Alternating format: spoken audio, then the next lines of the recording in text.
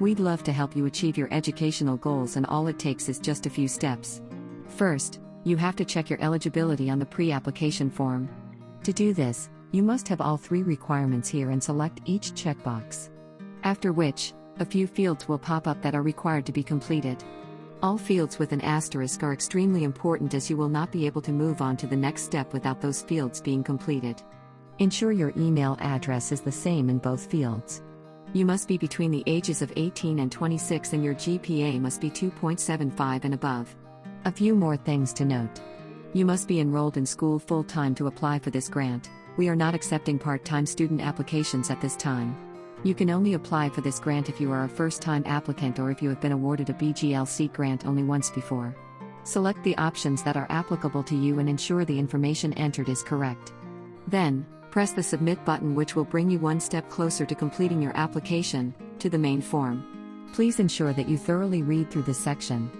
All information given is extremely vital to your application not being disqualified. First, note your application form completion percentage will be shown at the top of each page. This way you will have an idea of where you are in the application process. All questions on the application form must be answered and no fields should be left blank. If there is a section or field where you are unable to provide an answer, please use NA. Once you have read this section in its entirety, select Next. In this section, you will complete your personal details. The fields are not case sensitive. However, it is best to capitalize only the first letter of each word where necessary. Again, ensure the email address you provide here is also the one you have used on the pre-application form. If you do not have a home telephone number, you will leave that field blank. However, you must fill in a mobile number. Your home address is also essential, and you complete the mailing address field only if this is different from your home address. Once all this is completed, select Next. Here we require you to upload all the correct and actual documents so your application is not rejected. You will need to upload your photo ID, latest transcript, and your writing assignment. These would be the same requirements from the pre-application form in the first step. Each upload section for this portion of your application must not exceed 5 megabytes. Your photo ID must be one of the following: a school ID, a driver's license, a national ID, or a passport. You can submit the photo ID in any of the following formats: JPG, PNG, or PDF, and you can only upload one file. For your transcript, you must upload the most recent version of your certificates or acceptance letter and CSEC and CAPE certificates if you're entering first year. The accepted file formats are JPG, PNG, or PDF, and you can upload 2 files. Before uploading your writing assignment, please ensure that the document is a Word document which is double-spaced and uses a font size no larger than 11 points. Your name must be indicated at the top of the page and a word count at the end of the letter. You can submit any of the following formats: DOC, DocX, RTE, ODE, or Pages, and you can only upload one document here. Once all your documents have been uploaded, select Next to continue. In this section, you will complete parental information. The name, address, telephone number, and email address of at least one parent or guardian is required. You can complete both sides of this page or only the side with the asterisk if both sides are not applicable. Select Next when you have completed the required information.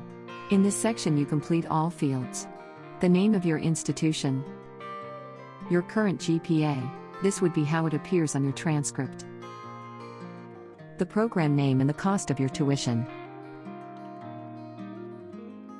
Then select Next.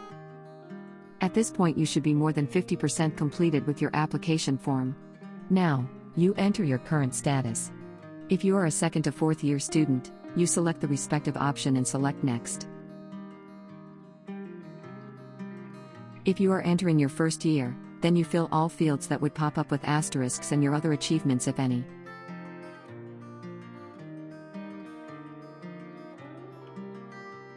Now we are on to the financial details section. In this portion of the application, you will state how you intend to finance the balance of your education expenses. You will select whether or not you will be receiving parental support, or if you will be self-funding your other expenses. If your funding will be bursary sourced, select the option and fill the field with more information about the bursary, for example, the amount. If your funding will be a student loan, select the option and complete the fields to reflect the amount borrowed, repayment arrangement, and status of current loans. If your funding is neither of these options, select Other and provide supplementary details. We are almost there, just a few more steps. At this point, you will add your references. References are essential and must have personally known you for at least 1 year. If BGLC is having issues contacting any of the references you have provided, this may affect your chances of receiving the grant. You must also thoroughly read the terms and conditions and select the checkbox. Note that your grant will go towards your tuition, which will be paid directly to your institution. Lastly, you select the option which states how you learned about the BGLC Education Grant. Then select Submit. You will then be rerouted to a thank you page and you will receive an email that summarizes your application. If you notice you made an error through the application process, you will have until July 16, 2021 to resubmit your application. Thank you for choosing BGLC to assist you with achieving your education goals.